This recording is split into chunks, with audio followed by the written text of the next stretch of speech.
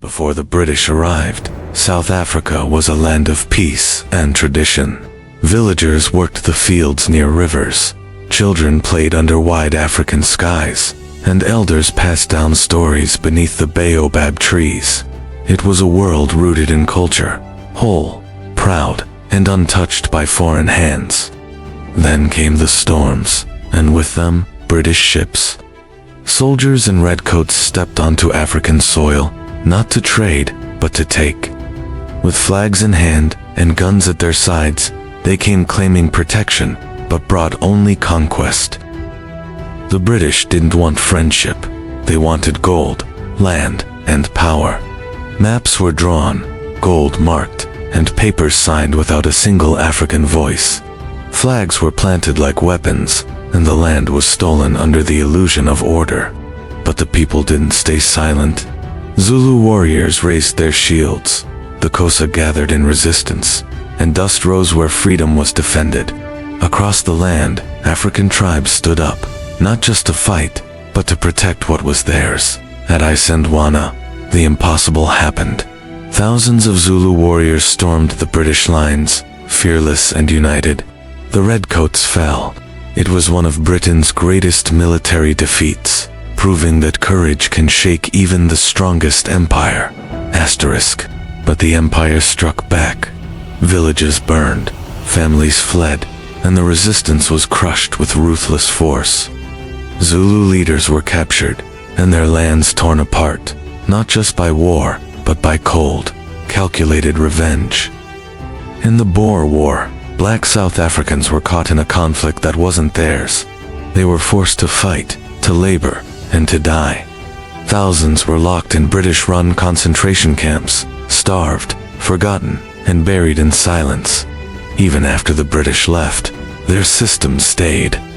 Apartheid was born from colonial greed, a system where signs said whites only, and lives were split by race and pain.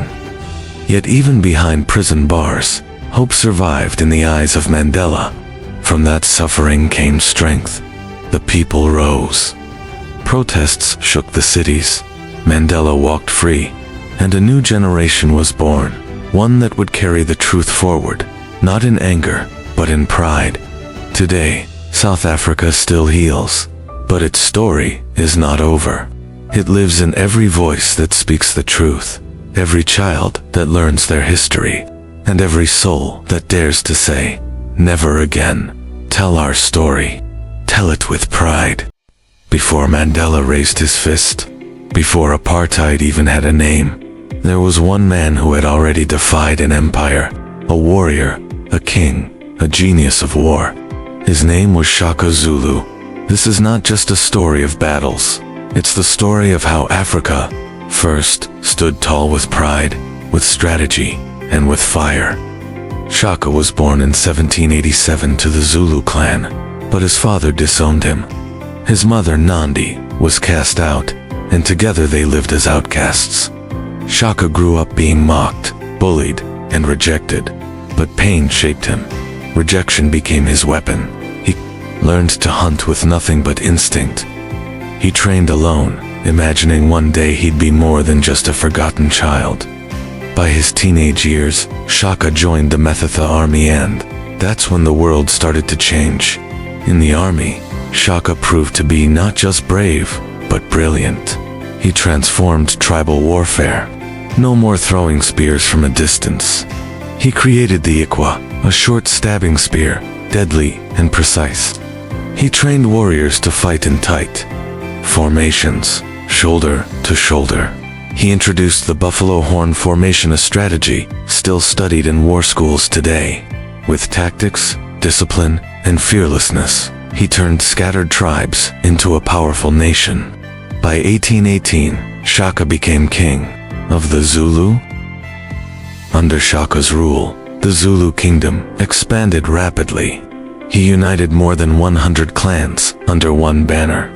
He built a capital, trained thousands of warriors, and created a network of spies. His warriors ran barefoot over thorns to toughen their feet. They trained day and night. No king in southern Africa had ever built such an empire before. The British, still focused on coastal trade, began hearing whispers of this unstoppable Zulu army. By the 1820s, British settlers had started to push inland. They underestimated the Zulu, thinking them primitive. But Shaka had already heard of the British. He welcomed some missionaries and traders to learn about their weapons and tactics. He didn't fear them, he studied them. When conflict eventually came, the Zulu were ready. British officers were stunned at Shaka's discipline and strategic mind. They weren't facing villagers. They were facing one of the most organized military forces in African history. But as with many great leaders, Shaka's downfall came not from enemies, but from within. In 1828, after his mother's death, Shaka became increasingly unstable. He ordered mass mourning, banned crop planting, and punished those who disobeyed. His half-brothers, Dingan and Milanjana, saw their chance. They assassinated him. Shaka was stabbed to death by his own blood, buried in an unmarked grave. But his legacy was too powerful to bury. Shaka Zulu reshaped African warfare. He gave his people unity, strength, and pride. Long before Mandela fought apartheid, Shaka showed the world that Africa could lead, fight, and win. His tactics are still taught. His empire still remembered.